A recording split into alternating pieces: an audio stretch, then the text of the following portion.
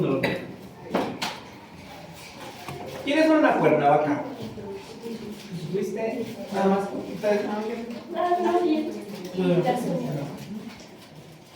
¿Qué les pareció el evento? Sí, honestamente. A ver, habla bien, a ver. Así. Desembucha. ¿Qué te pareció a ti? Aburrido. Aburrido. No, pues ahora sí que para mí son experiencias nuevas, ¿no? Y bueno, porque son cosas que no conocen, que no saben, pues poco a poco se van aprendiendo. Se va conociendo y se va aprendiendo más de lo que uno no sabe. Pero sí, muy bueno el tema que se trató de Paulo Freire, ¿cómo se llama? Freire. Freire, ajá. ¿Te ubicaste quién era Paulo Freire o algo así? Sí. Bueno, habíamos hecho una tarea, ¿no? Habían tenido que revisar un poquito de su historia. En mi opinión, fue un evento que estuvo como mal organizado. Estuvo un poco feo. O sea, nos ha tocado ir como proyecto a distintos otros foros y como que están mejor organizados. Entonces, pues ojalá próximamente podamos ir a uno que esté más interesante. No porque este no sea interesante, pero sí no tuvo buena organización. Pero es interesante o es importante pensar en que todos los esfuerzos que estuvieron allá, no sé si, yo creo que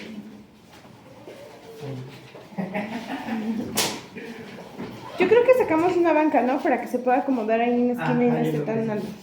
A ver.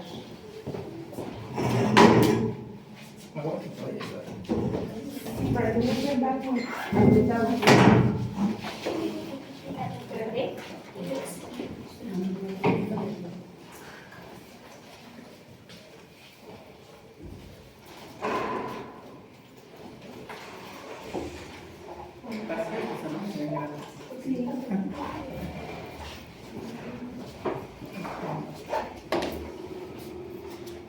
Pero no sé, bueno, de las tres personas que dijeron que fueron, ¿no sintieron cierta como familiaridad al estar con gente que habla de cosas que se parecen a las que decimos aquí? ¿No lo sentiste? ¿Reyes, bueno? ¿O estabas en otra? Miren, el foro fue organizado principalmente por el doctor Arturo Ornelas, que si recuerdan, pues vino acá a la inauguración de Casa Quetzalcóatl, y él, como lo repitió muchas veces, fue alumno de Paulo Freire. Y con él hemos avanzado en la construcción de distintas opciones de educación alternativa, incluyendo esta. Por eso justamente el aula que está aquí se le puso Paulo Freire, y él fue el que puso la placa. Porque muchas de las posiciones políticas que tenemos como institución vienen de la reflexión en torno a la obra de Freire. No exclusivamente de él, pero sí es muy importante lo que él ha aportado. La sesión de hoy, que va a ser como 3 sesiones en una, así de efectivos vamos a hacer. Vamos a revisar un documento que ustedes ya tienen, que está en el Classroom y que ahorita se los puedo volver a mandar por WhatsApp, que es un documento que se llama Principios y Políticas de la Educación Alternativa. Este documento es muy importante que tengan claro que es un borrador. De hecho, en el mismo documento dice borrador. Se escribió, más bien se publicó en el 2022, pero ya tiene un rato más que se está escribiendo y se sigue escribiendo. Este documento es una redacción del profe Oscar y por lo tanto es un documento como feo de leer. Pero para eso vamos a tener esta clase, para intentar entender de qué se trata, porque las próximas 2 sesiones van a ser sesiones, en mi opinión, muy prácticas, muy metodológicas. La sesión del lunes 2 de octubre y del lunes 9 de octubre las va a dar el profe Oscar y les va a enseñar una metodología que se llama marco lógico, en el que se supone que van a aprender a hacer distintas, o sea, van a tener distintas herramientas con las cuales van a poder definir unas cosas que vamos a ver ahorita, que son los holonemas, los protogramas, etc.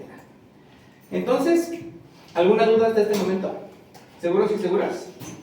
No, muchas no han entregado sus tareas. Les he dejado una tarea. La otra, la de los cuestionarios, no le puse fecha de entrega. Ya va a tener fecha de entrega. Pero no se les olvide hacerlas, ¿va? Si no pueden subirlo por Classroom como alguien, o si les cerré la hora de entrada, pues me la pueden mandar por WhatsApp, eso no hay problema. Pero váyanlas haciendo, siempre es mejor hacerlas. Entonces, ¿podemos iniciar? Bien. El documento se llama Principios y Políticas de la Educación Alternativa. ¿Qué, según su opinión, es un principio?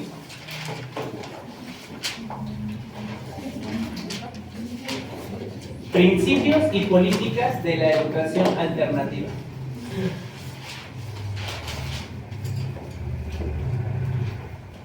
¿Qué en su opinión es un principio? Una base de algo. Exactamente como dice el compañero, una base. Algo sobre lo que nos sostenemos. Por ejemplo, ¿alguien podría decirme algo como un principio que tengan ustedes? El respeto. El respeto. Hola. Buenos días, profe. Buenos días. Perdón por los demás. No, no hay problema. Allá hay lugar. ¿Quieres ir en la esquina? Bien, dice alguien que su principio es el respeto. Otro principio que ustedes tengan, o que se les ocurra así. Ricardo Shalala. ¿Modales? Puede ser. ¿Y qué es una política? Les recuerdo, el texto se llama Principios y Políticas de la Educación Alternativa. Ya más o menos vieron, como dijo el compañero, que va a ser un principio, pero ¿qué va a ser una política? Una política es una señora que se dedica a la política. ¿O qué es una política?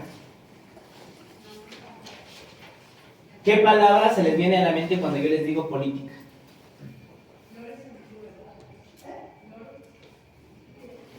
Buscar acuerdos.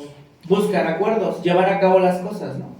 Entonces, por ejemplo, si el principio de su compañero Ricardo son los modales, lo que él entienda por modales, su política va a ser cómo va a llevar esos modales a cabo. ¿Sí me explico? O sea, a lo mejor él dice, mi principio son los modales, pero escupe en la calle y se orina aquí en la esquina. Pues entonces a lo mejor sus políticas no son muy coherentes con sus principios, ¿no? Este texto, que les repito está en Classroom, y es más, se los voy a mandar de una vez al grupo para que lo puedan ir checando si tienen datos. ¿Dónde están?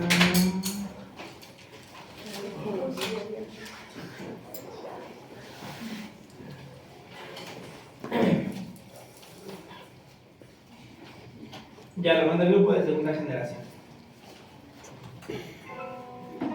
En ese texto se van a exponer las ideas sobre las cuales está fundada la Universidad Nacional Comunitaria y las maneras que proponemos para que se lleven a cabo esos principios.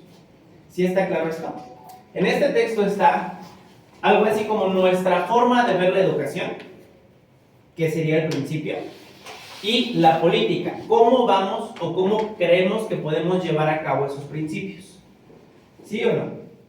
¿Sí? ¿No? Repito. En este texto están como las cosas en las que creemos. Creemos en el respeto, en el amor y en la fraternidad, por decir algo. Esos serían nuestros tres principios, que no son, pero ahorita te digo. Respeto, amor y fraternidad. Y también están 6 políticas para llevar a cabo el respeto. Porque yo puedo decir que voy a respetar a la gente, pero si no digo cómo la voy a respetar, pues entonces a lo mejor no la respeto, ¿no? Yo voy a respetar a las personas dejando que todo el mundo hable la misma cantidad de tiempo y sin decirle a nadie estás mal. Yo voy a amar a las personas a través de, no se me ocurre una política de amor, pero pues a lo mejor a ustedes se les ocurre. Sí, ahora sí ya. O a lo mejor ya hablando del texto se entiende, ¿va? los principios están ahí en el, si ustedes hablan del PDF, no lo hagan ahorita, pero van a ver en la presentación. Y las primeras hojas son como textos que dan contexto, ¿no? Que la historia de la UR, qué significa el lema de la difunta UR, que era Mutuos de la Tierra hasta la Paz, cómo es que se funda esta escuela. Y la parte de principios empieza creo que en la página 11 o algo así. Y los principios son 3, que se los voy a decir resumidamente. El primero es solucionar problemas comunitarios en el lugar. Repito, solucionar problemas comunitarios en el lugar. El principio es más largo, lo van a ver en el texto, pero así vamos a resumir. 2. Reconocimiento de saberes y decolonización.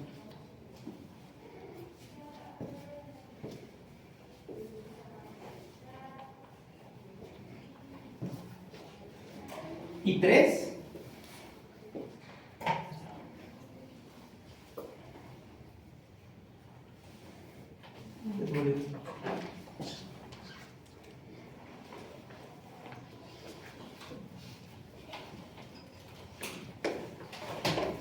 Dejar ser al ser emocionado.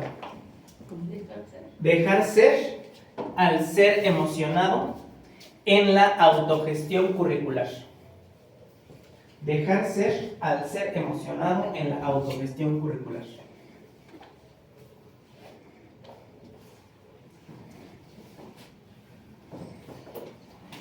Voy a tratar de explicar uno por uno, de manera más o menos concreta, pero voy a intentar hacerlo de una forma en que yo los quiero convencer.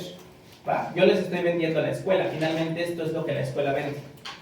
Pero yo no quiero que se queden con esto, yo quiero que me critiquen, ¿va? Que me ataquen con todo, que sean crueles. Porque finalmente yo estoy vendiéndoles una opción y a lo mejor esta opción es lo que quieren, ¿no? Entonces vamos con el primero, ¿sí? ¿Están listos para ser crueles? ¿Sí, no? La primera, el primer principio de la Universidad Nacional Comunitaria es resolver problemas comunitarios en el lugar. Como definimos en la primera sesión, para este curso propedéutico, la comunidad la vamos a entender como aquel conjunto de personas en el que estamos interactuando y que tenemos problemáticas que nos son comunes y que nos afectan de maneras similares. Por ejemplo, yo pertenezco a la misma especie que el presidente de Estados Unidos, los dos somos humanos, y pertenezco a la misma especie que Xochitl Gálvez, los tres somos humanos. Y a lo mejor a estas 3 personas nos da preocupación el tema del agua. A mí porque en mi fraccionamiento más o menos cada mes nos quedamos sin agua una semana. A lo mejor a Xochitl Gálvez le preocupa el agua porque en la delegación Miguel Hidalgo, donde ella fue alcaldesa, hay contratos que ella licitó para empresas de agua que son corruptos. Y a lo mejor a Joe Biden le preocupa el agua porque va a ser un recurso muy importante y tiene planeado invadir Venezuela para ocupar el acuífero guaraní. Si bien a las 3 personas que somos humanos y humanas nos preocupa el agua, la manera en que nos preocupa es distinta. ¿Están de acuerdo con esto? Yo no formo parte de la comunidad de ellos dos.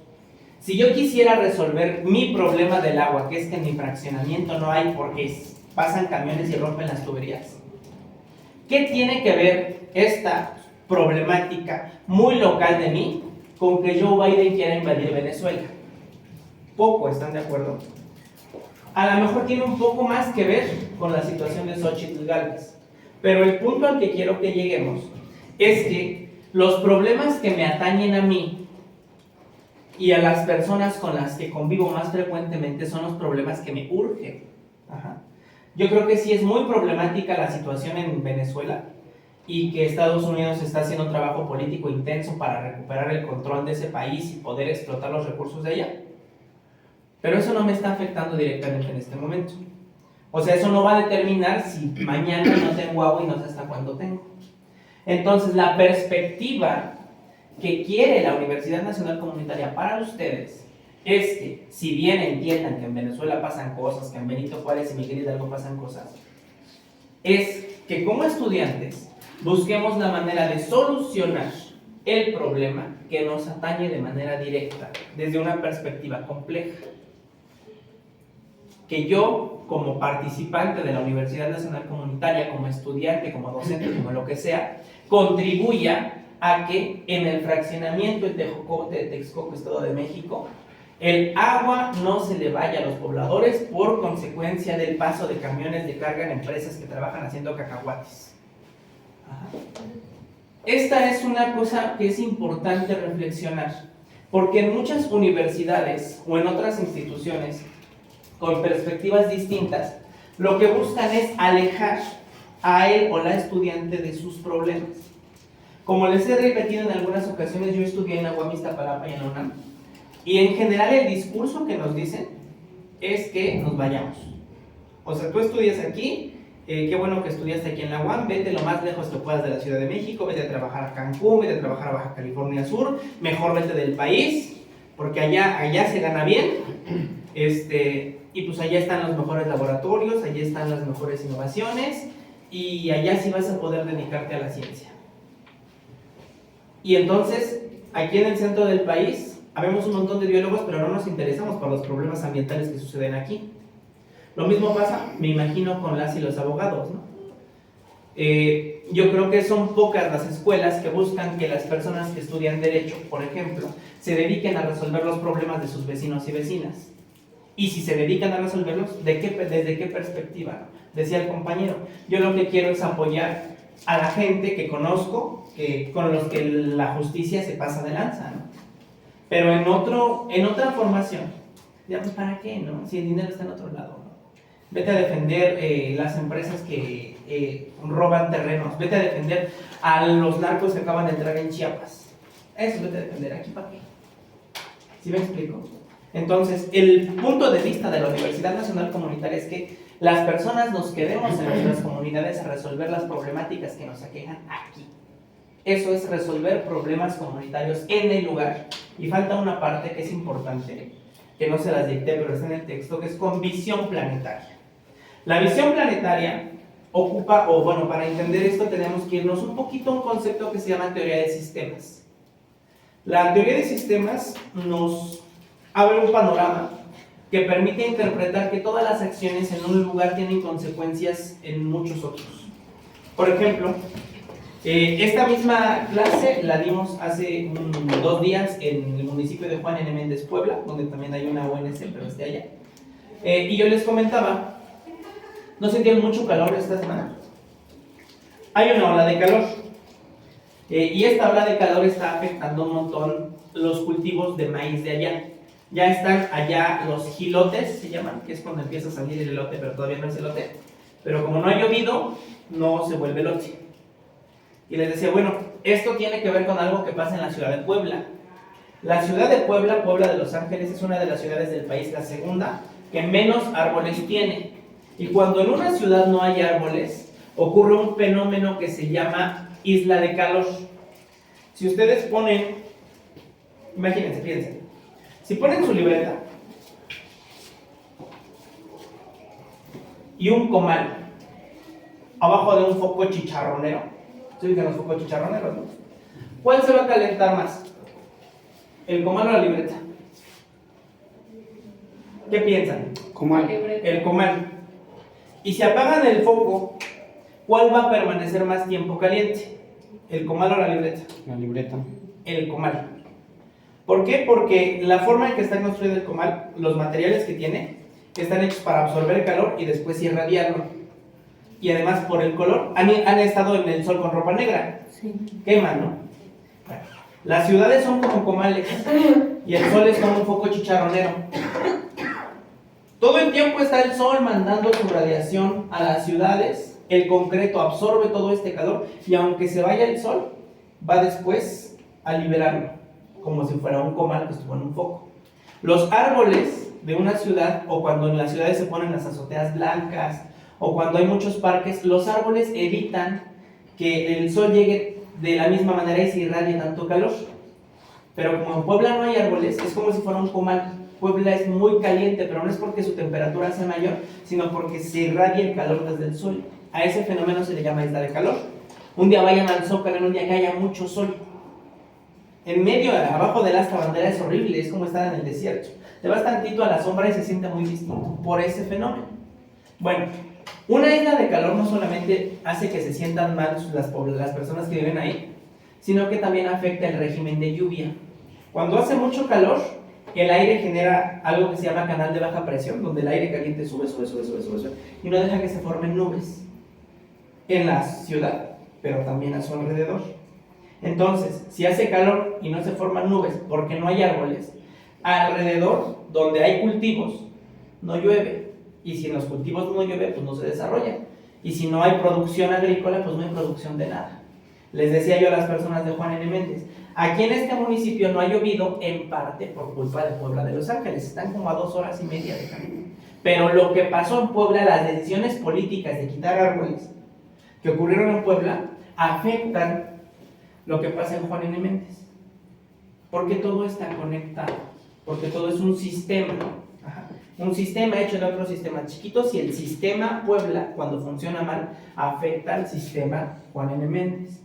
Entonces, en el caso que yo les digo que en mi fraccionamiento deja de haber agua, o sea, no solamente deja de haber agua porque pasan los camiones. ¿Por qué pasan los camiones? Los camiones pasan porque hay empresas, y porque hay empresas hay, porque hay industria ahí, porque a alguien se le ocurrió poner una zona habitacional junto a una zona industrial, era buena idea, o porque había corrupción, porque pagaron para tener los permisos para tener ahí industrias. Y entonces las personas que vivimos ahí, que no tenemos hartísima lana para tener tanques gigantescos de agua que garanticen nuestro suministro cuando se rompen las tuberías, pues no podemos. Entonces, decisiones políticas que se dieron en los 80 pues me repercuten a mí, e intentar solucionarlas pues incide en otros lados. ¿Sí está más o menos clara esta parte? Sí. Vale. Acuérdense que yo estoy intentando convencerlos y convencerlas, no estoy siendo crítico de estas cuestiones. Ustedes sean críticos, chequen qué mentira les puedo estar diciendo. El siguiente principio es la descolonización epistemológica y el reconocimiento de saberes. No sé si ya había hecho este ejercicio con ustedes, pero imaginen que tienen hijos e hijas y que tienen dinero para mandarlos a una escuela privada y además cara, y tienen dos opciones de escuelas privadas, la opción A y la opción B. En la opción A sus hijos e hijas les van a enseñar a hacer ¿cómo se llama este? ¿Alguien sabe de repostería? ¿Sí? ¿Qué pastel es difícil? El imposible. Bueno, les van a enseñar a hacer pastel imposible, crepas, y les van a enseñar a hablar francés e inglés. El colegio A. Y el colegio A se llama Sir Jean Baptiste Conde de la Marca. Y el colegio B, que también es privado, les va a enseñar a sus hijos e hijas a echar tortillas en comal, a hacer atole y a hablar otomiñañú. Y el colegio se llama Juan Rulfo. ¿Cuál creen que va a ser más solicitado por la gente? ¿El A, donde enseñan francés, pastel y crepas, o el B, donde enseñan tortillas, atole y ñañú? ¿Por qué? Porque enseñan francés, porque hacen cosas diferentes a lo de un pueblo o algo indígena. Claro, ¿y por qué? Por las posibilidades que te puede dar aprender otro idioma. Digamos, también el de inglés, pero digamos fuera del país, saliendo de tu país, te enseña cosas que la gente cree que son pues, más importantes y pueden ganar más.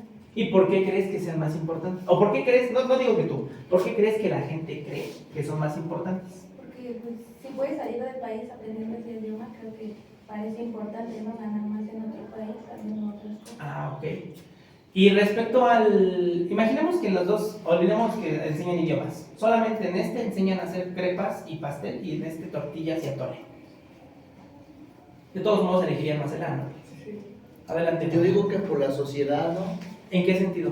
Porque pues ya como que traes un chip de que tienes que estar metido en todo eso, como en francés, porque son como que altas, se puede decir que primer mundo y todo eso. Claro. Y pues lo indígena obvio no, y por eso nadie me tiene importancia. ¿Cómo le dirían a una escuela que enseñe a echar tortillas? ¿Qué palabra usaría la gente para decir En esta escuela les enseñan a echar tortillas y hacer atole. ¿Qué palabra? Así honestamente. ¿Qué no sirve? Pero ¿con qué adjetivo le dirían no sirve? Con No sirve corriente. por eso, corriente. Claro. Fíjense. ¿Qué otras cosas son corrientes? Piensen, ¿qué otras cosas son corrientes? ¿Acaso no vemos corriente aquel que tiene un coche tuneado? Bueno, digamos el tipo, a veces depende del coche, ¿no? Pero vaya, si tú le preguntas a una persona que tiene un BMW si considera que ese coche tuneado es corriente, ¿qué te va a decir? Que sí. Así, ¿no? ¿Ustedes creen que hay forma corriente de vestir? No, bueno, no ustedes, no. ¿Creen que hay gente que piensa? Sí. Que hay forma, claro. ¿Habrá colores corrientes de casa? Sí. ¿Cuál, por ejemplo?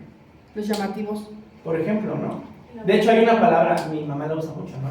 Clasismo, ¿no? Colores mayativos. Colores mayativos.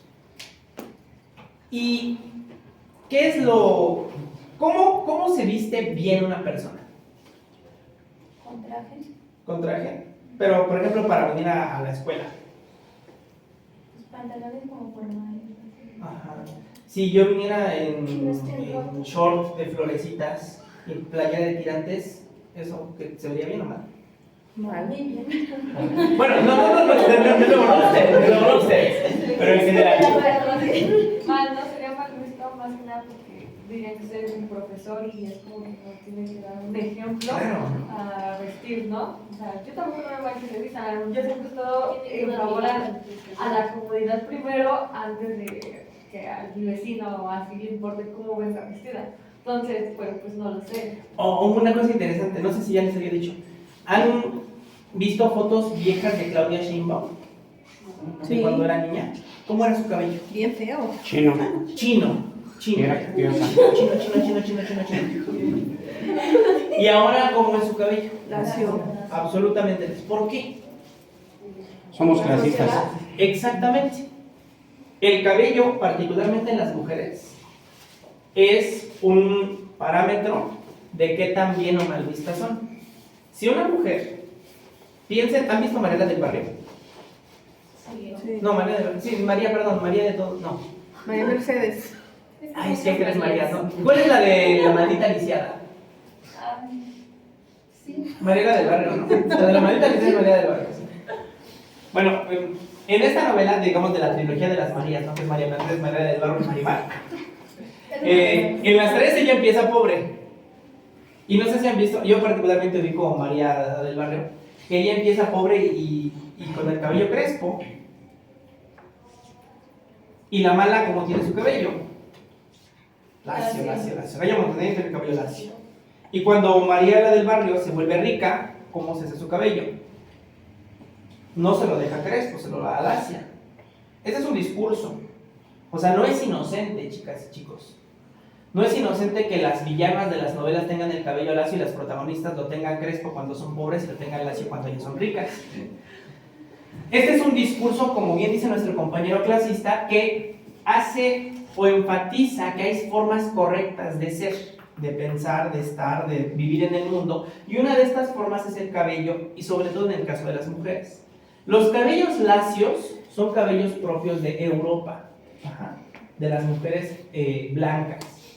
El cabello chino, ¿de dónde viene? Las esclavas. De África. Representa la esclavitud, representa la opresión. Entonces, el que una mujer tuviera el cabello chino era símbolo, pues para empezar, de que era descendiente de esclava o esclava, ¿no? Y si tú estabas ya viviendo en sociedad, pues no podías tener esa cosa, entonces tenías que alaciarte el cabello.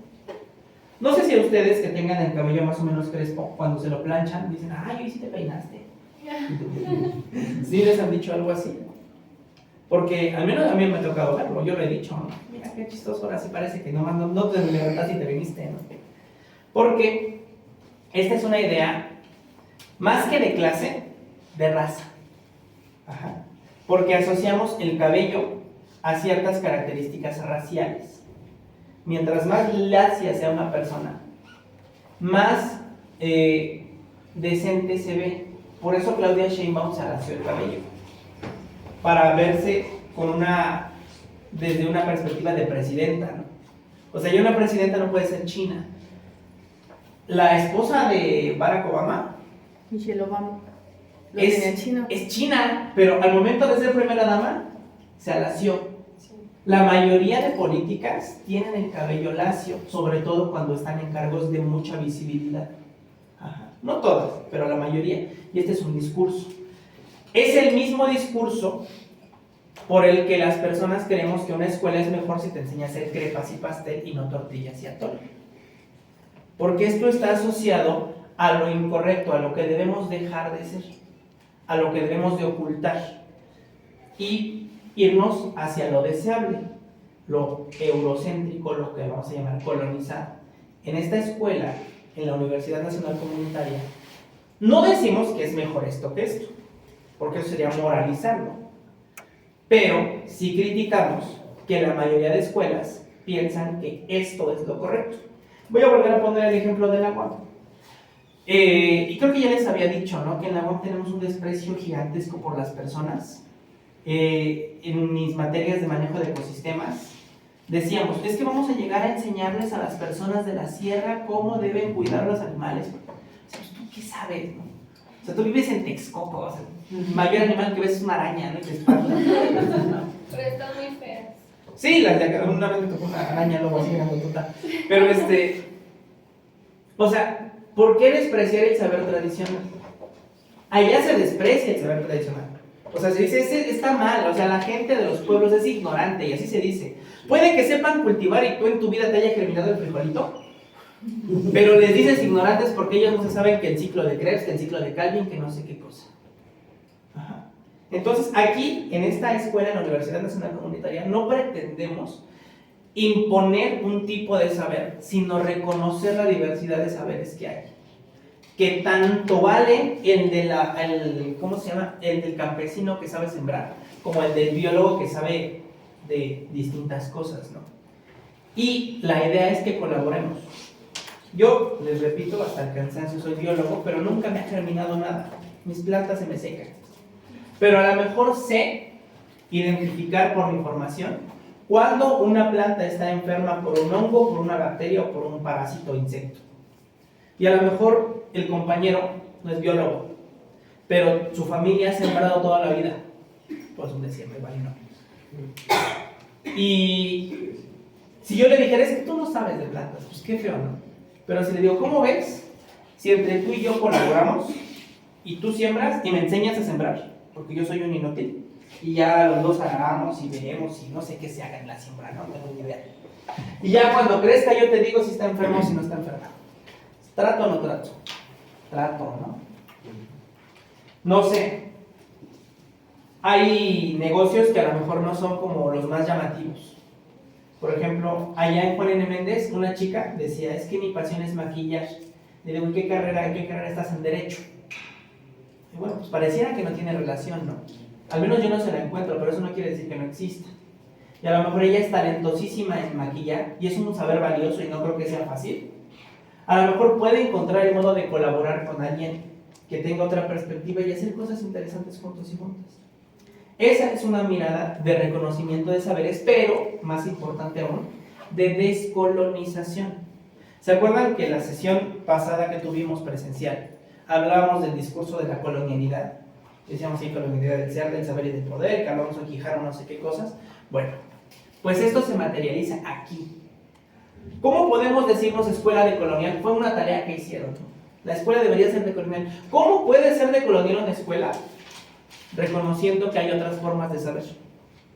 Así. Reconociendo que hay otras formas de ser. Y dándole prioridad a esas. Si todo el mundo le da prioridad a esto, nosotros y nosotras, ¿por qué? Para eso mejor nos quedamos con lo que ya hay. Mejor vamos a ver Colegio B. ¿Todo claro hasta ahí? ¿Seguras y seguros? Acuérdense, las estoy convenciendo, no me crean tanto. Y el tercer punto dice, dejar ser al ser emocionado en la autogestión curricular. Este es el punto más importante en mi opinión. ¿Están de acuerdo que cuando uno o una está obligado a hacer las cosas, las hace sin gusto. A mí me gusta mi trabajo, pero no me gusta, por ejemplo, subir mis planeaciones, que es mi obligación como maestro en la prepa. Lo tengo que hacer, pero, o sea, para mí es una flojera inmensa, así como... O sea, yo puedo llegar y dar la clase en mi grupo y que feliz soy, pero subir mi planeación me da una flojera inmensa y es mi obligación, pero no lo hago con gusto. Si yo pudiera nada más dedicarme a dar mis clases, yo sería muy, muy feliz. Y cuando estaba yo en la universidad, mis clases de manejo de ecosistemas y eso, pobre maestra, te dará todos los ejemplos, pero no me gustaba la clase. Pues yo la tenía que cursar a fuerza, porque si no me titulo, ¿no? Y era sentarme a escuchar a la maestra Marta Pérez García hablar de que los indígenas son ignorantes y ella muy lista. Era horrible. Y saqué ese, ¿no? Que en la UAM es como 6, porque la verdad no me interesaba la clase, pero tuve que ir. ¿Se imaginan un mundo en el que no tuviéramos, al menos en la escuela, ese tipo de obligaciones? O sea, donde no hiciera falta escuchar a Marta Pérez García su rollo que con el que no estamos ni de acuerdo ni nos gusta. ¿Qué sería de eso? Imagínense solamente aprender lo que les gusta o lo que les emociona. Habría muchos vacíos. Esa es una crítica muy interesante. Ahorita le dejamos para la de las críticas, pero sí. Pero supongamos que no lleven a su compañero, porque yo lo estoy convenciendo y él ahorita nos va a desconvencer. Pero vamos. Y ahora sí, voy a evitar las preguntas para que no participen y ahorita participan. Cuando ustedes, así como vendedor de seguros, ¿no? Cuando ustedes toman el poder en el saber, realmente aprenden. Porque una persona que es obligada a aprender cosas que no quiere, realmente no las aprende, solamente las memoriza. Y cuando una persona realmente quiere, se compromete. Y el compromiso es la base del aprendizaje, y el aprendizaje es la base de la comunidad. Y en esta universidad queremos hacer comunidad. Por lo tanto, queremos que aprenda y por lo tanto queremos que se emocionen con lo que aprenden. Ajá. Entonces, ¿cómo vamos a hacer esto? ¿Cómo pretendemos hacer esto? A través de la autogestión curricular. El currículum es la malla, el cuadro que nos oprime como estudiantes a hacer las cosas que alguien más determinó para nosotros y nosotras. Nadie fue preguntado o a nadie le cuestionaron en su escuela cuando iban en la primaria si querían o no entrar a las 7, si querían o no salir a la 1, si querían o no tener matemáticas los lunes, miércoles y viernes de 8 de la mañana a 10 de la mañana. Era nuestra obligación. Pero se imaginan un mundo en el que nos tomaran opinión, donde pudiéramos nosotros y nosotras ser agentes de nuestro propio proceso educativo, sin que nadie más nos dijera qué tenemos que saber. ¿Quién soy yo para decirte a ti que necesitas aprender de la administración A, B, C, si a ti lo que te interesa aprender es D? ¿Desde qué punto estoy poniéndome yo como una persona que sabe más que tú por el simple hecho de que yo sí me titulé, que yo sí me esto, que yo sí me lo otro? Es que usted no lo pone, profe, lo pone la misma familia. Eso, estamos vendiendo. Ahorita es verdad. Ajá. Entonces, cuando tú un día tomes el poder y decidas aprender lo que quieres, ese día realmente te vas a comprometer con esta escuela y con lo que quieres hacer. Antes no. Míranos cuántos profesionistas que estudiamos en universidades X, en universidades Y, terminamos haciendo otras cosas porque eso no nos gustó. Te pongo mi ejemplo.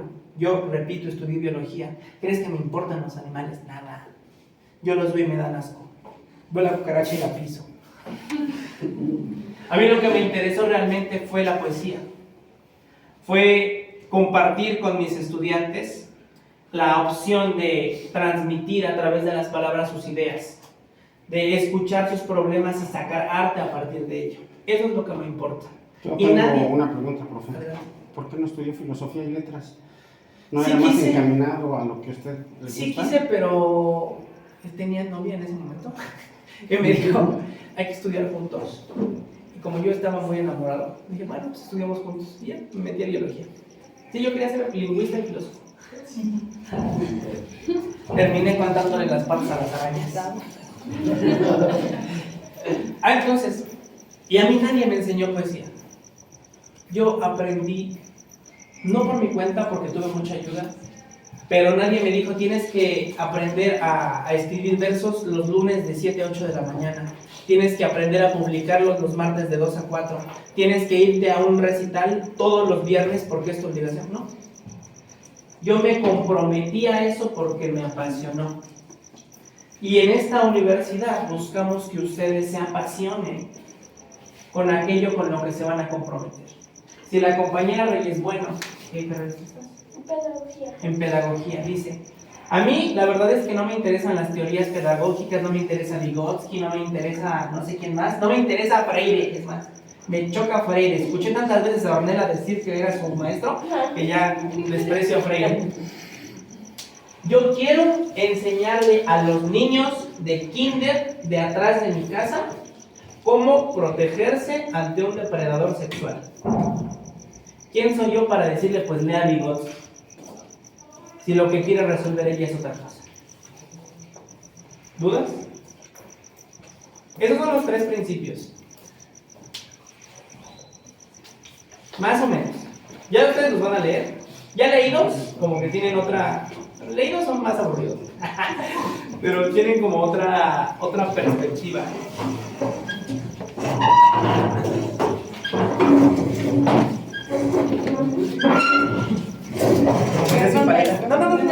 Ahí está.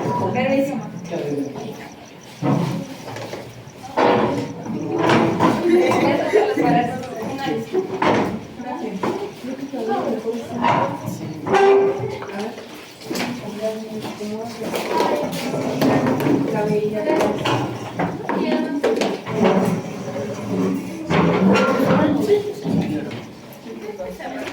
¿Listo?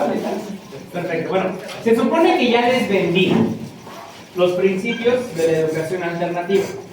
Más o menos. Chance más menos que más, pero ya algo han escuchado. Más o menos.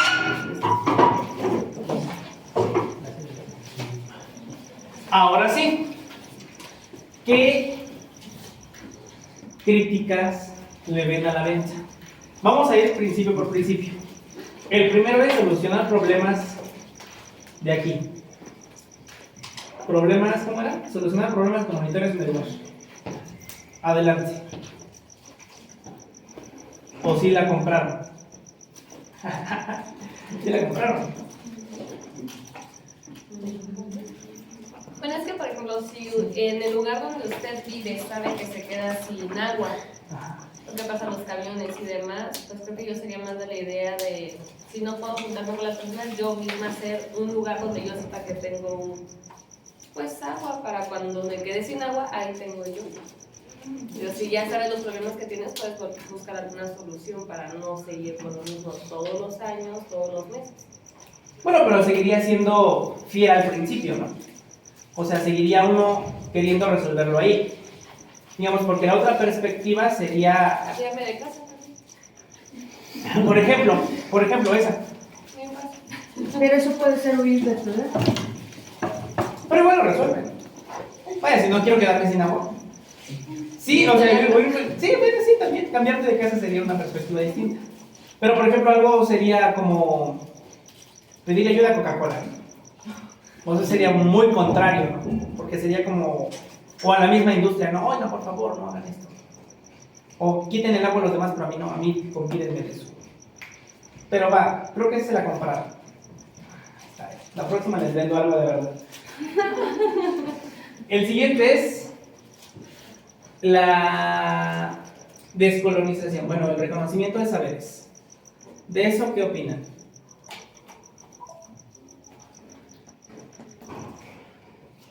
¿O también la compramos?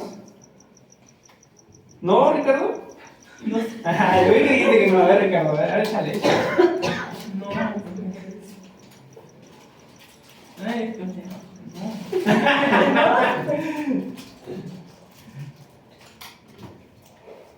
Es que... No, Ricardo. O sea, si yo quiero colonizar algo o alguien, simplemente lo hago, ¿no? O sea, yo no necesito ayuda para decirlo a nadie. O sea, cada quien sabe, cada quien reconoce lo que quiere y lo que no quiere. Si yo quiero ser eurocéntrico, como usted lo dijo, si yo quiero ser eurocéntrico, ¿qué es lo que hago? Sigo las normas. Pero va, muy bien. Sigo las normas. Pero estamos hablando no de ti. Tú eres muy importante. ¿Cómo te queremos? De frente, en tus espaldas, quién sabe. Pero de cualquier modo salgo ganando. Pero no estamos hablando de ti, sino de una perspectiva de una institución. O sea, tú puedes ser lo que quieras, ¿no? Finalmente. Pero una escuela debería tener como principio la descolonización. O sea, tú si quieres, no. Dices, no, yo soy bien eurocéntrico y me gusta Britney Spears y hablar francés. Pero una escuela tendría que tener esa perspectiva. ¿No? ¿Por qué? Porque para dejar de depender de Europa. O sea, en cada lugar, cada cosa habla un texto, que es lo que siempre está en Europa. O sea. Ah, pero entonces sí. Ajá. Entonces sí, ¿no? No, yo digo que no, porque. O sea, sí lo des- No, o sea, Ajá. o sea, tú dices, sí me compro el principio. Porque yo entiendo que dices que sí, pero dices que no.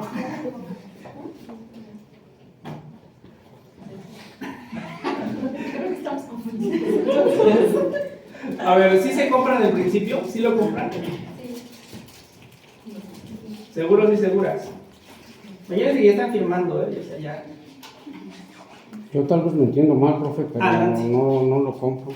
A ver, ¿por qué? Yo creo que, bueno, hablando de Ajá, esta sí, universidad, venimos a una educación especializada. Ajá, En mi caso, vengo a aprender sobre leyes y normas. ajá. Creo que como una introducción a hacer tortillas, sí lo aceptaría un día a lo mejor, pero si los 4 años me va a enseñar a hacer tortillas, creo que no va enfocado a lo que yo requiero. El primer año es tortillas, el siguiente día son guaraches. No, ok, qué interesante. Fíjense, por eso es importante no compararse las cosas. Porque a lo mejor no es que esté mal el producto, sino que te lo están vendiendo mal. Falta que regrese el compañero. Bueno, aprovechamos. Ver el derecho, hablando específicamente de lo que dice, desde una perspectiva decolonial, no es ver el derecho en tortillas, pues, sino pensar, alguno o alguna se ha propuesto ver los planes de estudio de derecho de otras universidades. ¿Cuáles son, por ejemplo, de las materias que están en los primeros semestres? Filosofía del derecho, derecho romano 1, derecho romano 2, etc. Y es muy importante para algunas personas entender el derecho romano. Porque finalmente fue en Roma, ¿no?, donde se estructuró este sistema judicial y estas cosas. Hay palabras todavía en los juicios, ¿no?, que tienden a tener este origen latino, ¿no? Pero necesitamos saber qué pasaba en Roma para sacar a nuestro amigo de la cárcel. Esa es la diferencia. A lo mejor, no digo que sobre, ¿no? Yo no creo que ningún conocimiento sobre. Pero si nuestro objetivo es sacar al amigo de la cárcel y no reflexionar sobre la constitucionalidad de tal principio, de tal palabra, en tal ley, en tal código, a lo mejor lo decolonial es priorizar la resolución del problema que me aqueja y no sus causas últimas o los discursos coloniales de donde viene. Otro ejemplo, en el derecho, yo no soy muy versado, pero me gusta el tema. Hay una perspectiva en los derechos humanos que son los derechos humanos de tercera generación. Apenas yo me enteré de ellos justamente por el maestro Lauren. ¿Conocen a Lauren? Sí. Por el Lauren. Y uno de ellos es el derecho a la ciudad. Fíjense qué cosa tan interesante. ¿Se imaginan tener derecho a la ciudad? ¿Qué es un derecho a la ciudad? Pues derecho a estar en ella, a habitarla. ¿Y cómo se habita una ciudad? O sea, si yo voy y me hago 2 horas y media en transporte público y cada que voy me asaltan y tengo además que irme cuidando de que no me quiten mis cosas, no puedo caminar en las banquetas porque están ocupadas por carros que se estacionen en ellas, no puedo cruzar las avenidas porque me aplastan, si voy en bici no tengo carriles, estoy habitando la ciudad. O sea, sí, pero no dignamente, ¿no? Sí, con su caos. Claro. Entonces, un derecho a la ciudad, o sea, garantizar el derecho a la ciudad es dejar que las personas que viven en ella vivan dignamente, y que te asalten no es vivir dignamente. Entonces, desde una perspectiva de derechos humanos de tercera generación, yo puedo hacer un proceso legal, ahí sí desconozco, contra quien sea responsable de que a mí me asalten. Porque el que a mí me asalten está violentando mi derecho a la ciudad. ¿Y quién debe garantizarme mi derecho a la ciudad? Pues el gobierno. Imagínense demandar, no sé cómo se diga, yo no soy abogado, ¿no? Pero imagínense reclamarle al gobierno legalmente, o sea, no nada más a través de una manifestación, sino con un juicio, sabrá Dios cómo. Porque me asaltaron, porque no me está garantizando el derecho a la ciudad, el derecho a la paz, el derecho al libre desarrollo de mi personalidad. Hay abogados y abogadas, desde una perspectiva colonial, que van a decir, pues es que ese no es un derecho. O sea, tú naciste pobre, pues pobre de ti. El Estado no tiene por qué hacerse cargo de eso. El Estado no tiene por qué garantizar. Pero una visión de colonial, anticapitalista del derecho, implica que sí, el Estado tiene que hacerse cargo, ¿no?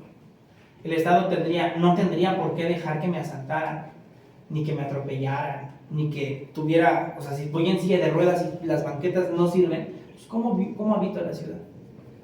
Pero estos derechos humanos de tercera generación nos enseñan. No son preocupaciones de las carreras de derecho tradicionales, porque finalmente no es ahí donde está el dinero. ¿Sí me explico en esta perspectiva? Lo mismo en la administración, ¿no? Lo veíamos en la sesión pasada. La forma en que funcionan las empresas es a través de la explotación del trabajo no pagado de las personas que trabajan a través de un proceso que se llama plusvalía. ¿Cómo podemos construir empresas que no funcionen tan así? Yo creo que no funcionen así pues es imposible, a menos que sean cooperativas, pero que no funcionen tan así. O pedagogías, hay un montón de pedagogías coloniales. La idea de la disciplina es una idea pedagógica muy colonial, ¿no? De que todos tienen que estar derechos y escribiendo, y eso es muy colonial. Lo reproducimos, pues ni modo, no sabemos otras formas, pero a lo mejor ustedes sí. No es tanto como las tortillas fue la metáfora, y qué bueno que lo notan, ¿no? Es como si no son tortillas, pues no. Pero tiene que ver con la perspectiva filosófica desde donde se abordan los problemas. ¿Más o menos? Bien. ¿Alguna otra opinión respecto al segundo principio de la descolonización? ¿Seguros y seguras? Bien. Tercer principio, que era el de dejarse al ser emocionado. El más conflictivo, ¿no? Que cada quien aprenda lo que quiere, se la compra, o hay cosas mínimas necesarias que debemos saber. Debe de haber cosas Mínimas. básicas necesarias. Pues no podemos decir que no es como los niños de primaria, a veces no quieren ir así y no les gustaría estudiar y no les vas a decir, sí, ya no vayan, porque necesitan eso, los estudios en la sociedad ya son muy importantes, entonces no pueden cantar decir, tal vez algunas materias como que no nos gustan, pero podrían sobrellevarlas, se podría decir. ¿Quién debe determinar lo mínimo necesario para saber? ¿Quién lo determina hoy? El gobierno, el Estado. Pero, ¿quién lo debería determinar? ¿O dejamos que siga determinando el gobierno?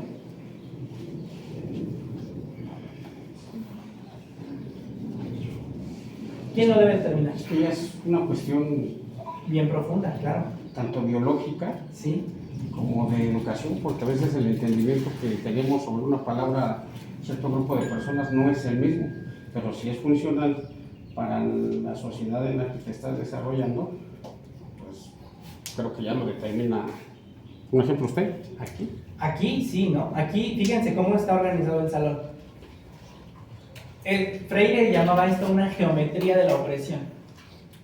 Están todo el mundo volteando hacia mí y yo volteando hacia ustedes en 4 paredes y yo estoy parado y ustedes sentados. Esto articula un discurso de poder en el que yo, por el simple hecho de que todo el mundo me está viendo, soy más importante. Por el simple hecho de que les estoy hablando y ustedes no están hablando, lo que digo es más importante. Porque estamos aislados, estamos desvinculados de lo que pasa allá afuera. Todo esto es una configuración de redes de poder. Y lo estamos reproduciendo, aunque no queramos, aunque seamos la escuela más revolucionaria del mundo, si se nos concede eso, seguimos con un señor aquí hablándole a gente que debe estar callada, ¿no?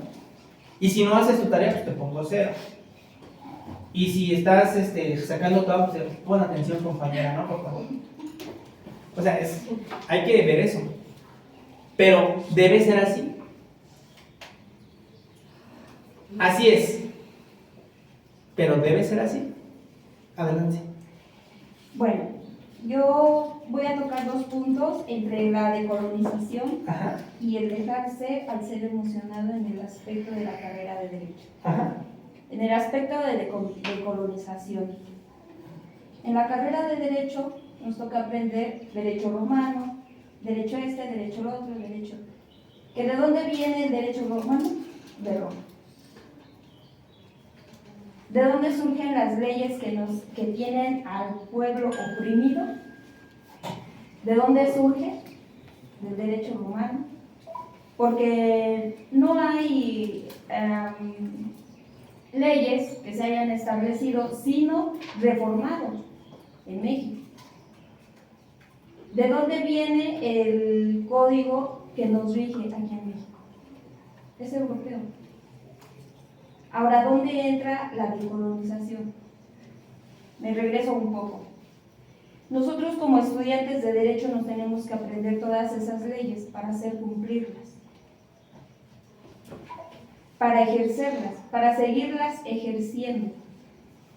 Leyes que tienen oprimidos a nuestros mismos compañeros. Ahora, la carrera que estamos estudiando no se llama precisamente Derecho. Los compañeros de Derecho, ¿alguien me puede decir cómo se llama?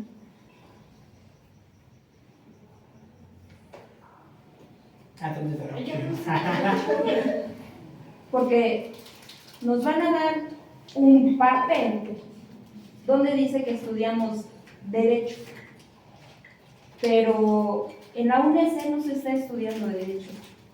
Se llama Derecho Estratégico en la defensa de los derechos humanos. De las luchas sociales. De las luchas. Pues estamos aprendiendo las leyes que tienen a nuestro pueblo oprimido, y yo lo llamo a nuestro pueblo oprimido porque hay compañeras que llevan más de 100 días en una lucha sin ser escuchadas, sin ser volteadas a ver, más que por algunos medios que se andan escondiendo para que no tengan represalias. ¿Qué nos corresponde? Seguir estudiando estas leyes que nos tienen oprimidos porque a ellos les fabricaron un delito. Y con las leyes que tenemos establecidas no los hemos podido sacar de la cárcel porque estamos haciendo valer la ley. ¿Qué es la ley?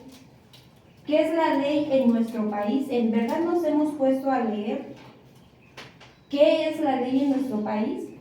Si es el mismo pie que tenemos en el cuello. Por eso la carrera se llama en defensa estratégica, una estrategia. Hay que formar en base a todas esas leyes. Hay que hacer la decolonización. Hay que formar una estrategia de defensa. Porque las leyes que tenemos establecidas no nos están defendiendo. Es más, las leyes no fueron hechas para que los compañeros vivan bien. No hay un Estado de Derecho. Para nosotros no hay un Estado de Derecho. Guerrero, Chiapas, Oaxaca, hasta el derecho está ausente, hasta el Estado está ausente, el Estado de Derecho está ausente. Pero nosotros aquí venimos bien bonitos a estudiar Derecho. Es una estrategia. Y bueno, tenemos que saber cómo están escritas esas leyes. Si tú quieres enfrentar a alguien, tienes que estudiarlo para formar una estrategia. Y es lo que nos toca a nosotros, no solamente aprendernos el Código Nacional, el hermoso poema de la Constitución, en papel muerto, en papel mojado, que pues sí se escucha bien bonita, pero que vale para pura. Que no nos defienden. Los derechos humanos, sí, también son letra muerta. Mientras alguien no forme una estrategia, mientras alguien no descolonice, es que nosotros nos tenemos que salir del círculo, formar estrategias sobre lo que ya está escrito. No recuerdo quién es el que dice que la Constitución es un bello poema. Y sí, léanlo, dicen palabras muy bonitas. Y que si la llevas en la mano, sales bien seguro a la calle. Pero que si no te la sabes, mejor que el policía, y no le echas un al labia ahí, como dicen los microceros, mejor que el policía, pues te lleva a prisión.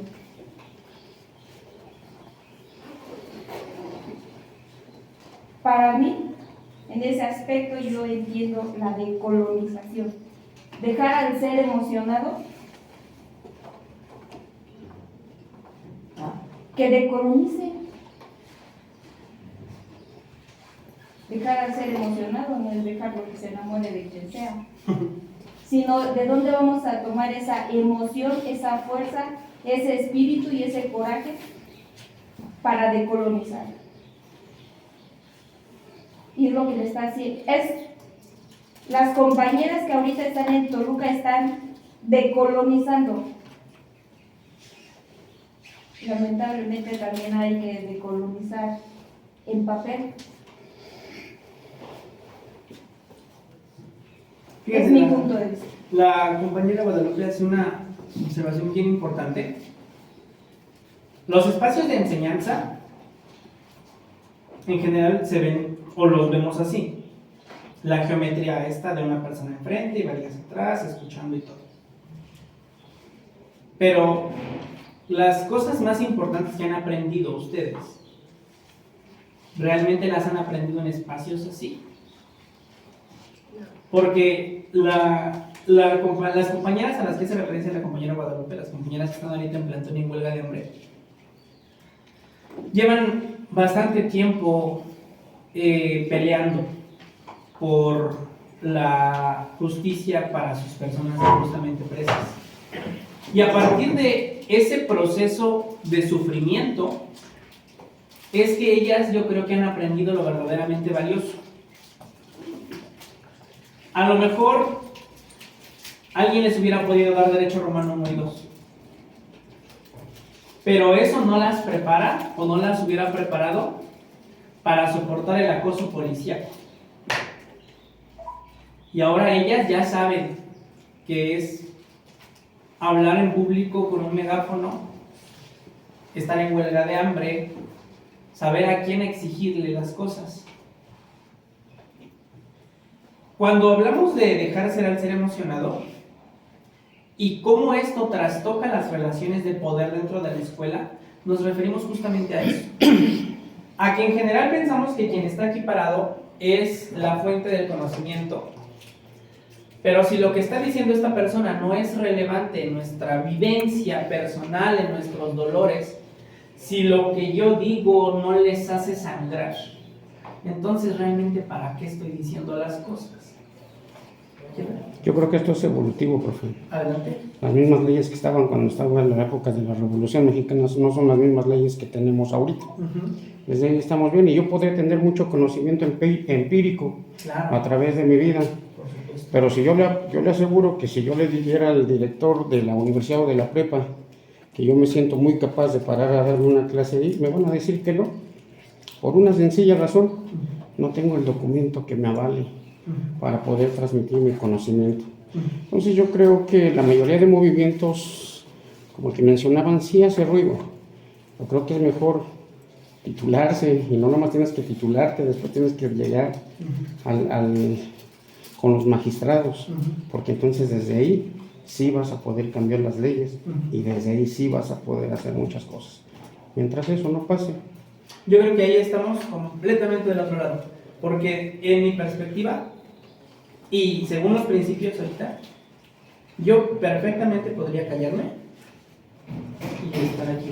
Sí, sí, pues, pero si vamos a hablar que mi conocimiento fuera certificado Ajá. para que los compañeros tuvieran, o sea, como conocimiento empírico a lo mejor es válido, Sí. pero el documento es el que no te lo van a hacer valer en ningún lado porque yo no tengo la capacidad de hacerlo. No sé si me queda esa parte. Sí. Es que ese es el problema. Yo tengo un ejemplo de vivencia, ¿no? Adelante. Yo soy técnico en urgencias médicas. Hace muchos años me despidieron por alguna razón política, pero los bomberos que trabajaban conmigo, yo les decía a los bomberos, hazlo, entuba al paciente. Yo sabía que lo podían hacer, pero en el asunto legal, Claro. quien tenía que firmar era yo, porque era yo el certificado, no ellos. Ellos podían hacerlo empíricamente. Sí.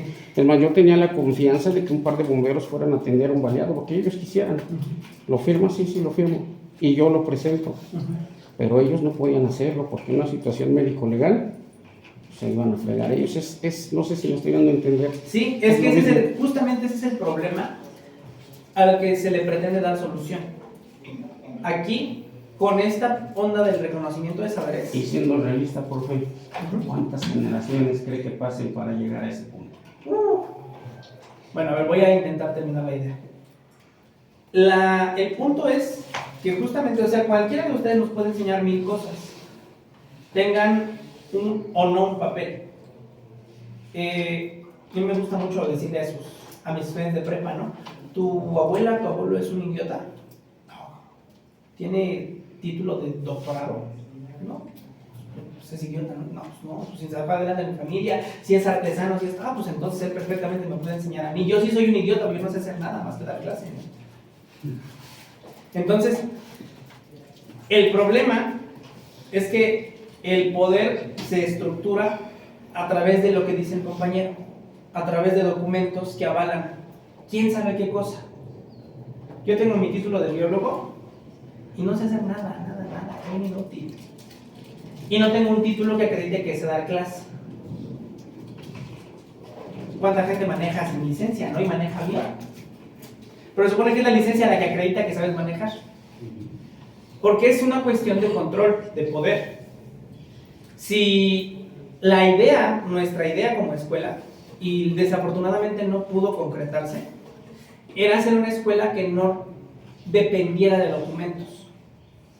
O sea, que las personas que estén aquí pudieran ser reconocidas en su saber sin necesidad de que haya un documento que diga, tú sí sabes, te doy una palomita que sí, te doy una cédula que dice que tú sí puedes entrar con este magistrado, aunque las personas que entran con magistrados en general son unos ojetes, ¿no? Y yo creo que aquí no hay muchos de esos, o ninguno, ¿no? Qué importante sería que personas que tienen una visión crítica de las leyes pudieran acceder a ese tipo de lugares. Pero por la estructuración de las relaciones de poder en general no podemos. Imagínense qué bonito sería el mundo si las personas pobres legislaran para hacer cosas para pobres, ¿no? Pero en general quienes determinan la forma en que funciona el país no somos nosotras y nosotros. Son gente externa, ajena, que viene además con pensamientos que suelen estar colonizados. Y que quieren que actuemos como si viviéramos en Europa. A ver. Es ahí donde yo mencionaba que las leyes, claro, que están impuestas desde la Exacto. externalidad. Desafortunadamente, y como bien dice el compañero, la manera en que funciona el mundo es a través de las certificaciones. Aunque podamos pagar nuestro título, así, ustedes den el título de lo que sea, yo nada más quiero trabajar, ¿no? ¿Eso acredita realmente qué? Cuando decimos que dejemos el ser emocional es eso justamente. O sea, el compañero y muchos y muchas de ustedes tienen conocimientos que han construido a partir de lo que han vivido, sobre todo de lo que han sufrido, siento yo. Esa es mi idea. Yo como biólogo no me dediqué al cáncer, mi especialidad fueron las plantas, pero durante la carrera tuve que pausar casi un año lo que estudiaba porque mi suegra en ese momento tuvo cáncer. Y entonces, pues empecé a leer de cáncer, ¿no?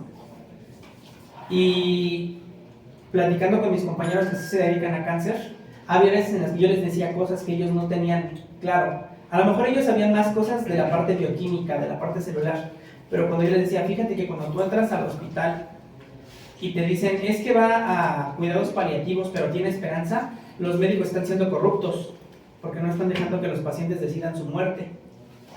Y eso no saben, ¿no? Ellos piensan que pues, con dar el artículo donde hay un tratamiento ya basta. Y entonces ahora yo sé que sé de cáncer porque lo viví. No lo padecí afortunadamente, y seguramente lo voy a padecer porque en mi familia hay mucho cáncer. Pero sé de cáncer porque me dolió. Las compañeras que tienen hijos o hijas presos saben de leyes no porque estudiaran leyes, sino porque les dolió.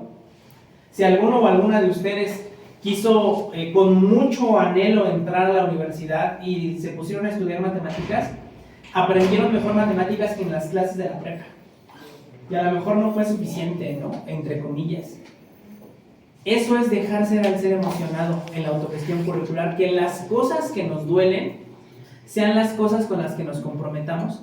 Y el chiste de aquí es que si eso me duele, o sea, si me duele ver a mi hijo en la cárcel, si me duele no tener dinero, si me duele que los niños y las niñas están siendo víctimas de abuso sexual, y puedo trabajar en ello y puedo producir conocimiento a partir de ello, que eso que sé se reconozca con un papel para que le dé validez.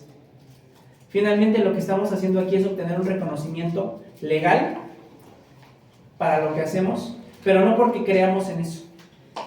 Yo no creo en eso. No, pero ya con la ideología que tienes, profe, si tienes el documento, entonces sí ya lo puedes compartir. Exactamente. Porque mira, si yo llego, vamos a suponer, yo sé entubar a un paciente. Ajá. Yo sé entubarlo, pero yo necesito tener una cédula profesional que me avale hacerlo, porque al entubarlo, yo desgarro la epiglotis, cuerdas vocales, me van a decir, ¿por qué lo hiciste? Le salvé la vida, sí, pero lo dejaste sin hablar, te vas a la cárcel. Sí. Un ejemplo, ¿no?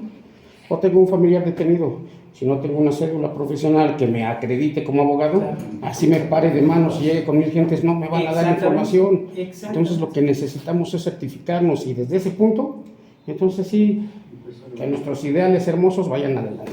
Por supuesto, por eso precisamente es que planteamos esta escuela.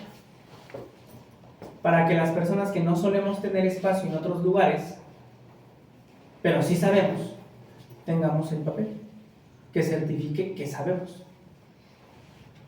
¿Dudations? Qué bonito, ¿no? Pero no me gusta. Está emocionante. Bien, vamos. Nos quedan 24 minutos para ver las políticas. Son 11 políticas. De una vez más. Vamos a ver. Vamos a ver. Las 11 políticas están en el texto. Ahora sí las voy a dejar tarea. Y ahora sí la van a hacer. Sobre las políticas. Pero son 11. Pero vamos a centrarnos en 3. Y es más, ni siquiera las vamos a ver como políticas. Las vamos a ver como conceptos. Vamos a ver 3 conceptos. ¿Va? El primer concepto se llama cronotopo.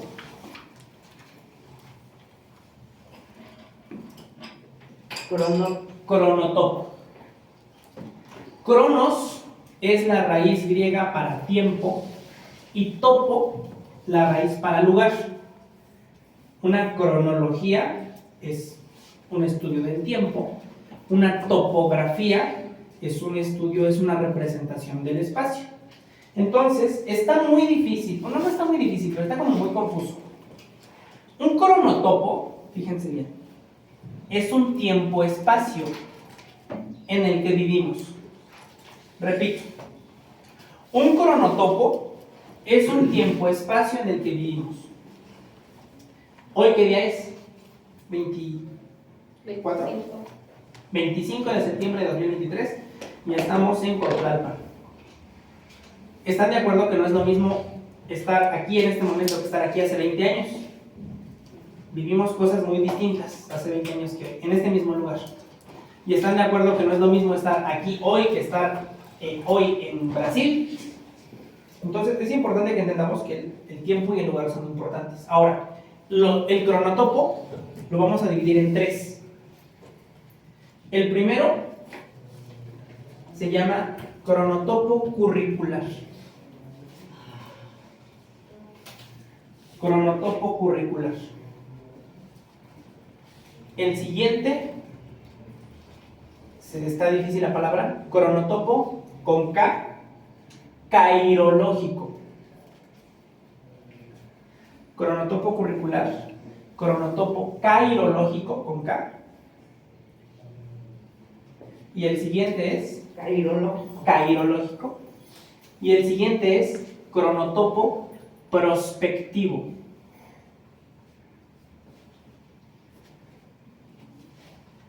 Se acabaron las palabras difíciles.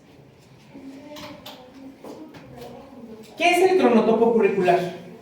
El cronotopo curricular es el tiempo-espacio de la escuela. Por eso es curricular, porque la escuela la determina el currículum. En la primaria, como les decía yo hace ratito, quien determinaba la hora que entrábamos, salíamos, cuántos días llevábamos matemáticas, qué días llevábamos el uniforme de deportes, qué días se hacía el homenaje a la bandera, no éramos nosotros y nosotras. Era la escuela, y la escuela tampoco era autogestiva, sino que le decía a la Secretaría de Educación, y la Secretaría de Educación finalmente depende del Estado. Entonces nuestro tiempo en la escuela lo determinaba el Estado. ¿Qué día empezaba el bimestre? ¿Qué día había exámenes? ¿Cuándo hay vacaciones? ¿Cuándo no vamos a clase? Lo determina el Estado. Es un tiempo en el que podíamos participar. ¿Se podía participar en ese tiempo? Es impuesto. Es impuesto, claro. Es un tiempo en el que no tenemos opción. Y avanza. No se detiene. Seguramente alguno o alguna de ustedes tuvo alguna cosa trágica en su vida que la hizo o lo hizo dejar de ir algunos días a la escuela. Mínimo que te enfermaste, pero a lo mejor se murió tu abuelita o tu mamá y dejaste de ir a la escuela, pero a la escuela no se detuvo. Nos dijeron, ay no, hoy no vamos a ver divisiones porque a Juanita se le murió su tío, ¿no? Ni modo, Juanita, ahí te repones, a ver cómo le haces. Entonces es un tiempo que avanza, pero ¿cuánto dura? Dura poquito, ¿no? Dura 3 años de kinder, no sé si se cuentan los años de kinder, tal vez sí. 3 de kinder. 6 de primaria, 3 de secundaria, 3 de prepa, a lo mejor 7 de universidad como yo. Pero pues si yo vivo 70 años, pues estuve como 15 en la escuela, ¿no? Nada más. O sea, qué poquito fue el cronotopo curricular en mi vida. Y ya después no volví a pararme en la escuela. Y lo que viví ahí, pues ahí se quedó.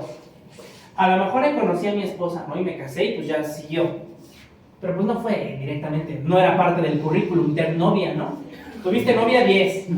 Te dijo que no, pues menos un punto. Pero es un cronotopo que determina mucho de lo que hacemos. Si tienes o no una carrera, eso a veces determina si tienes o no trabajo. Si tienes o no el certificado de prepa, eso determina a veces qué trabajo tienes. Bueno, muchas cosas, ¿no? Pero están de acuerdo que es un tiempo que no está muy vinculado a nuestra vida. Porque, pues dicen, a ver, hoy vamos a ver divisiones, pero en mi vida yo estoy viendo que mi mamá se está divorciando. ¿Qué tiene que ver? Lo que vivo en mi casa pareciera que no tiene que ver con lo que vivo en la escuela. Y además me dicen, ¿no? Yo me acuerdo de los maestros y maestras que decían, a ver niños, sus problemas de la escuela para afuera, porque aquí venimos a estudiar. Y yo con mi madre divorciada, sí. 3 por 3, 9. El cronotopo cairológico, kairos es lo impredecible. El cronotopo cairológico es el tiempo-espacio de las cosas que pasan y no controlamos. El que te enfermes. Cambia tu vida cuando te enfermas. Pero no puedes controlar si te enfermas o no. Cuando tienes un accidente. Cuando te enamoras. ¿No les cambia el tiempo y el espacio cuando se enamoran? Y parece que los días se hacen noches y las noches días. Y que amanece cuando la ves y anochece cuando se va. Y que la escuela ni existe. Sí, ni existe. Y está completamente separado de la escuela, ¿no? Como les decía, se muere mi abuelita, o sea, en mi vida se murió mi abuelita, pero en la escuela son divisiones. En mi vida estoy enfermo, pero en la escuela tengo que llegar a las 7. Y si no llego, me reprueban, y si me reprueban, pierdo la beca. y si no tengo beca, a lo mejor mi mamá no tiene para pagar la escuela, me tengo que ir. ¿Sí entienden cómo son tiempos distintos? Y el tiempo prospectivo es un tiempo-espacio que no existe. No existe materialmente, pero existe aquí. Por ejemplo, si yo quiero tener una moto, voy a hacer cosas para que suceda ese tiempo. No sé si alguno o alguna quiera una moto, pero pues nomás deseándola no llega. En general, no sé, a lo mejor ustedes sí, ¿no? Y luego pasan la receta, pero en general pues hay que ahorrar, ¿no?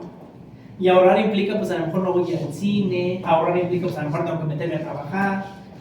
Y cambia mi vida en función de lo que quiero.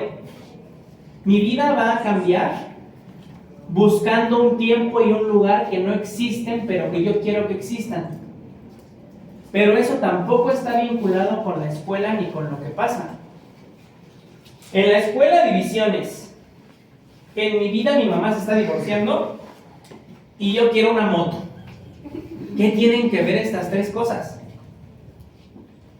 Y a lo mejor están tan aparte que yo soy distintas personas en cada lugar. Y en la escuela, como mamá se está divorciando, yo soy odioso y me peleo con todos y estoy de malas. Y en mi casa, como mi jefe está divorciando, si tengo problemas en la escuela, pues me aíslo y menos la ayudo. Y como me aíslo y menos la ayudo, pues mi jefa no me deja trabajar y menos tengo mi moto. Todo se me junta, ¿no? ¿Creen que haya modo de juntar las tres cosas? La escuela, lo que no controlo y lo que quiero. ¿Habrá un modo de juntar estos tres tiempos para que sean un tiempo? Depende en la colonia donde vivas. Sí, ¿no? Tiene mucho que ver. Pero supongamos que vivimos en una colonia no tan terrible. Fíjense, la perspectiva del texto es que hay un modo. Y este modo se llama holonema. Es el otro concepto.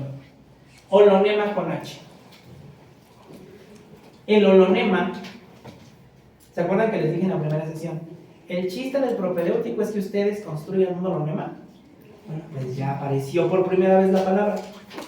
El holonema, holos significa todo, y nemas o nematos significa hilo. Es un hilo que va a juntar estos tres tiempos en uno solo.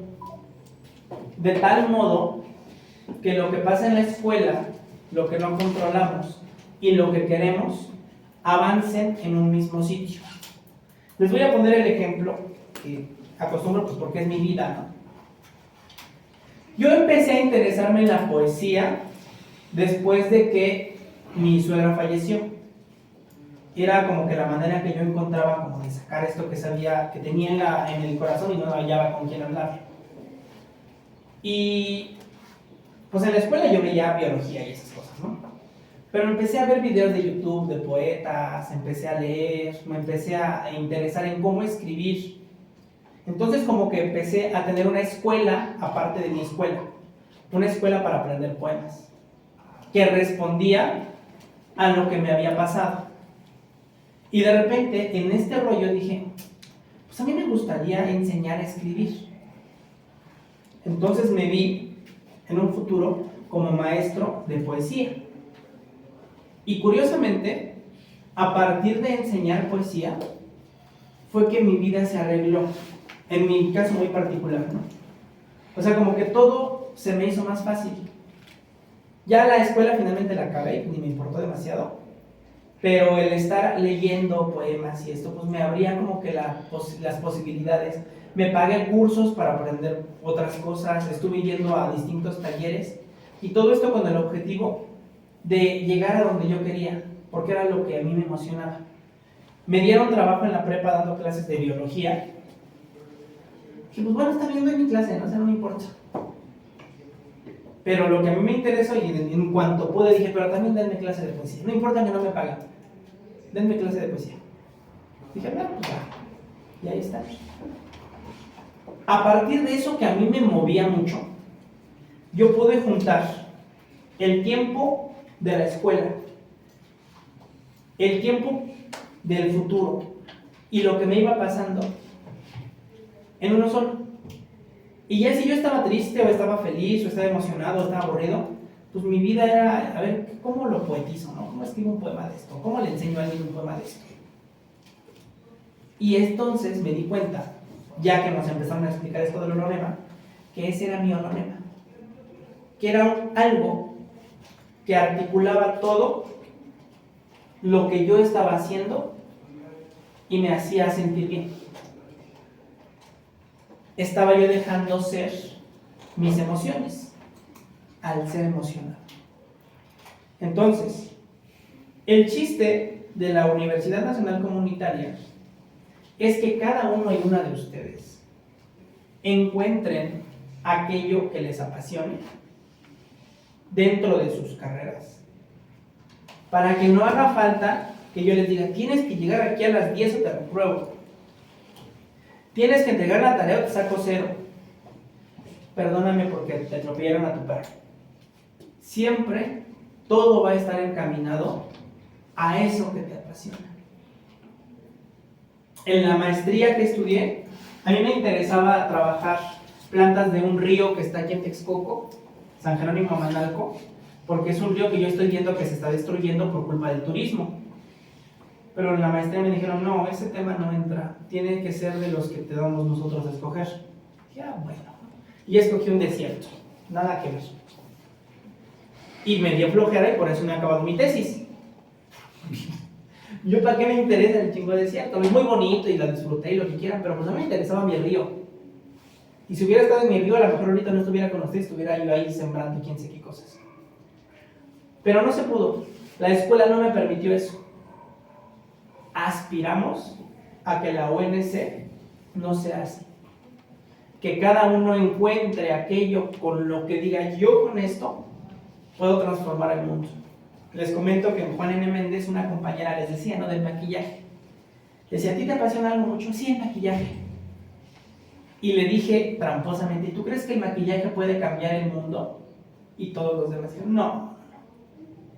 Y ella dijo, pues yo creo que no. Y dije, yo creo que sí. Yo no sé cómo. No me maquillo, ni he maquillado, ni tengo idea, ¿no? Pero a lo mejor tú sí. Porque como te gusta tanto maquillar, pues tú sí le encuentras sentido, ¿no? Si a mí hace 20 años me hubieran dicho, ¿tú crees que la poesía puede cambiar al mundo? Y me hubiera reído y dije, ¿cómo, no? Leer a Sor Juana, no, ay, ya, vamos a incitar a la revolución. Pero ahora sí, sí lo creo, y lo hago, y trato. Esa es la idea de la ONC con el holonema. Ustedes en algún momento, de hecho al final de este curso, el 16 de diciembre, si no mal recuerdo, la idea es que cada uno y una presenten un holonema. Digan, yo estoy dispuesto, pues a mí lo que me mueve es que mi mamá deje de trabajar. ¿Y cómo lo voy a hacer? Poniendo una jarcería. Es donde venden jícaras y esas cosas, ¿no? Y escobas. Y yo soy de administración. Mi holonema es poner una jarcería para que mi mamá ya no trabaje porque la veo bien cansada. Y la verdad no se me hace justo.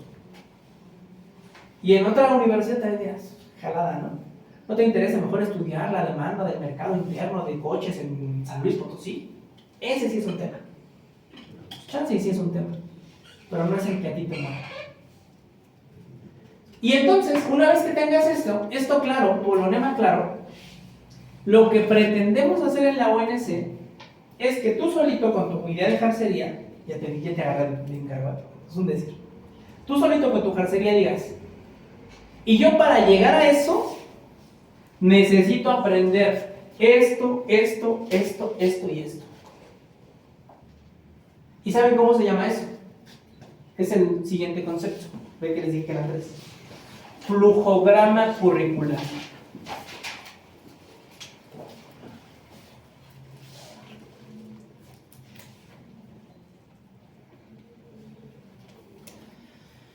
Cuando yo les preguntaba hace rato, ¿quién determina qué es lo mínimo necesario que debes de saber?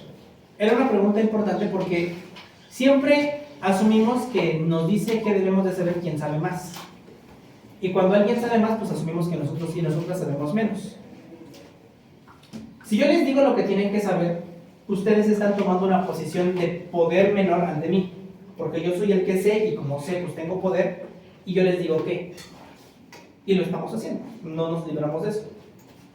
Pero cuando yo digo, a mí me vale 3 pepinos, matemáticas 4.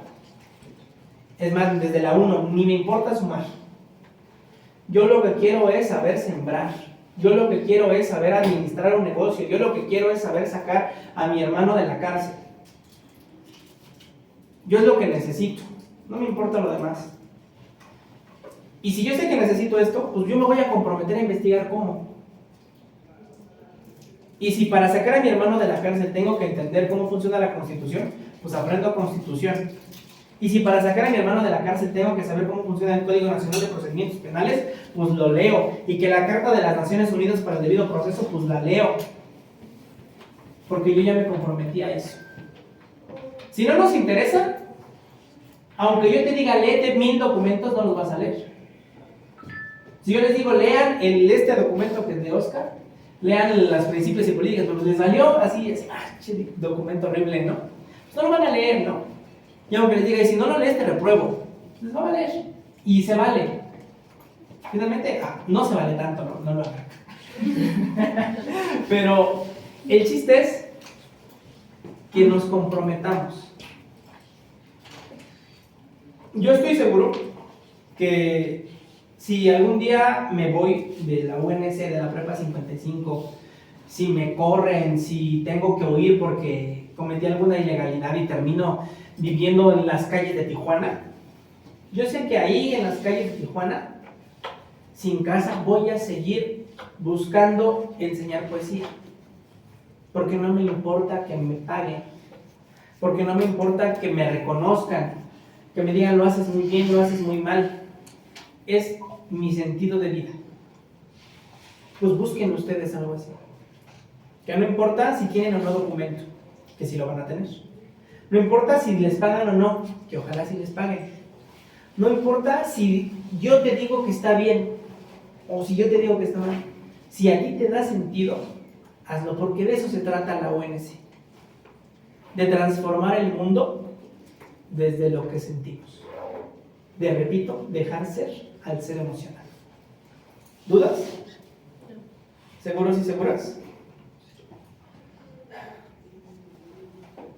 Pues participen. ¿Qué opinan?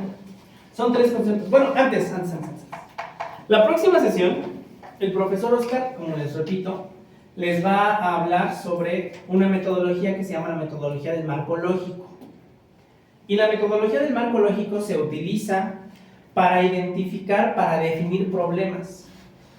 Cuando veamos holonema de manera así seria, o sea, no nada más platicadito, sino lo pensemos, lo vamos a ver como un problema a resolver. Y entonces para nosotros delimitar un problema necesitamos entender las cosas que lo causan y las cosas con las que lo podemos modificar. Entonces para la próxima sesión yo les recomiendo que tengan en mente algo, una idea con la que quieran trabajar. Si la ocupan o no, bueno, ya esa es otra historia. Pero todo el mundo tenemos una inquietud para que al profe le sea más fácil decirles, a ver, ya que tienes ese problema, pues vamos a hacer una ruta crítica en la que tienes que hacer este árbol, donde vas a ver todas las cosas que están asociadas a ese problema y todas las cosas. ¿Sí me explico? ¿Como un proyecto? Más o menos, pero no tan así, más casual. Por ejemplo, ¿qué se le ocurre a usted?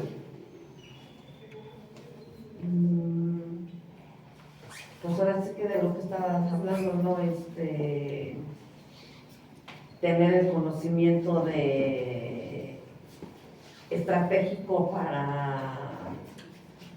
para poder encontrar una buena solución al problema de mí. Ese es el problema. Ese podríamos pensar que es como el posible holonema, pero ahorita vamos a decirle problema. Con ese lo traiga en la cabeza, traiga como que en la cabeza las causas de eso y con eso van a trabajar con el profe.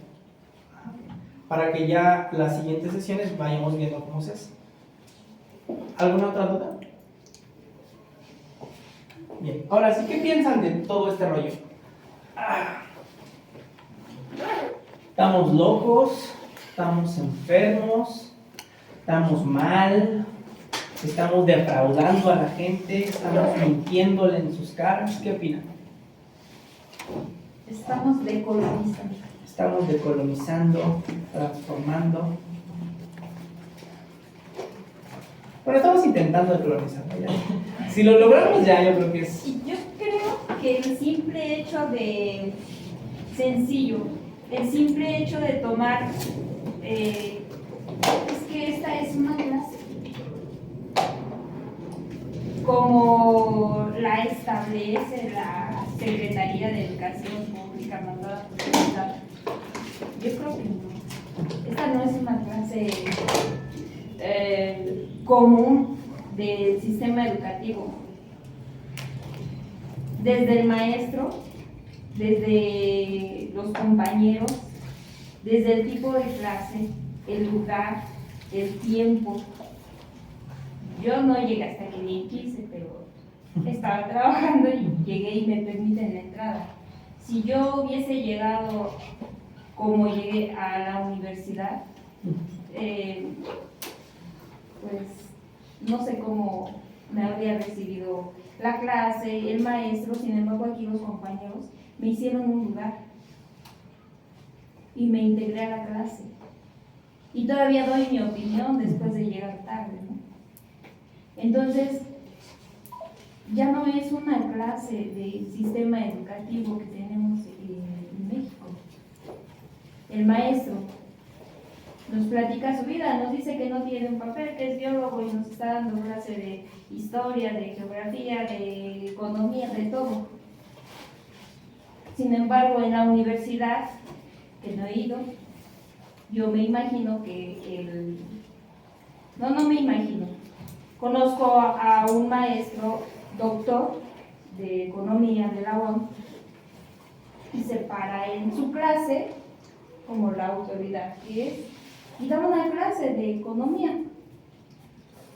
Pero también ahí hay rasgos de colonización, porque el maestro doctor de economía también le entra a la economía solidaria. Y también ahí estamos decolonizando, porque se sale de el sistema económico que nos rige, y que nos rige porque sí nos trae bien derechitos, con los impuestos y con todo ese tipo de cosas que no me sé. Pero este trabajo que hacemos todos ya es decolonizar, ya es otra cosa, ya es diferente, y que muchos no creen. ¿Por qué? Porque estamos totalmente colonizados. Ese es mi punto de vista. Sí, muchas de las críticas vienen, bueno, lo hemos vivido en la prepa. Quienes menos... Pues es que intentar cosas nuevas, en mi opinión, compañeras y compañeros, implica aventarse a lo que no sabemos, ¿no? Decimos, es imaginar lo inimaginable. Y en general, quienes menos dispuestos y dispuestas están a trabajar son quienes más dudan. Cuando nos dijeron, no va a haber materias en la prepa, que finalmente sí hubo, algunos dijimos, pues va a estar bien raro, ¿no? Pero pues va, le entramos. Pero la mayoría dijeron, no, ¿cómo es posible que no haya materias? ¿Para qué la escuela? No sé, y a lo mejor tienen razón. Pero son las personas que han dado la misma clase de matemáticas desde 1988. O sea, ya hasta la raíz cuadrada se resuelve de otra forma y ellos siguen con la misma. Entonces, y no los culpo, ¿no? O sea, lo nuevo da miedo. O en general da miedo. El decir, el hablar, el participar, te implica comprometerte, da miedo. Cuando tú dices, es que yo no estoy de acuerdo, pues implica decir, esta boca es mía, ¿no? Y yo digo que esto no, pero yo propongo acá. Entonces, en general, el silencio habla mucho de la gente que no está dispuesta a trabajar. Y yo creo que nosotros y nosotras, quienes estamos aquí presentes, no somos así. Están ustedes callados y calladas, pero no creo que sea porque no quieren comprometerse, sino porque en general les da pena, ¿no? o sueño. Pero sí, como dice la compañera Guadalupe, el simple hecho de estar aquí ya es una transformación, compañeros y compañeras, y la verdad es que me da mucho gusto que estemos caminando juntas y juntos en este lugar. Como ven, sí, vamos a descansar. A menos que se quieran quedar con Reyes, bueno, ya va a dar la siguiente parte de la clase. Si no, les mando, yo espero que hoy, pero si no puedo hoy, mañana, las tareas que van a hacer. Y les digo si el maestro Oscar les envía algún tipo de lectura o algo así para que también la hagan. O si tienen que traer material para la próxima sesión. Nos vemos aquí la próxima semana a las 10 de la mañana. Si pueden llegar antes porque no vamos en la POM, mejor.